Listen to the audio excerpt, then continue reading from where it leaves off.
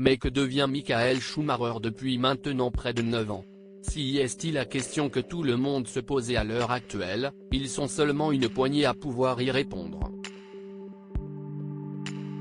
Considéré comme le plus grand pilote de Formule 1 de l'histoire, l'Allemand de 53 ans a remporté 7 titres de champion du monde dans sa carrière, avant de prendre sa retraite.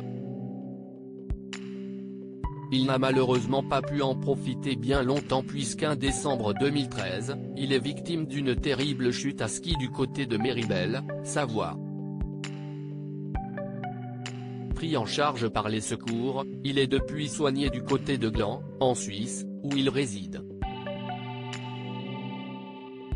Si tout le monde essaye de connaître l'état de santé du champion, seuls quelques privilégiés, à l'image de son grand ami Jean Todt, en savent quelque chose. Sa femme Corinna tente de le protéger au maximum et malgré les confessions de quelques journalistes parfois, il est impossible de savoir comment se sent Michael Schumacher actuellement. Si l'on en sait peu sur lui et sur les soins qui lui sont prodigués au quotidien, la Gazzetta dello Sport a néanmoins sorti une grosse révélation concernant le montant de ses soins et le chiffre est tout simplement hallucinant. Corinna obligée de vendre des biens pour s'en sortir d'après les estimations du journal sportif italien faites en 2016, la prise en charge de Michael Schumacher coûterait environ 10 millions d'euros par an.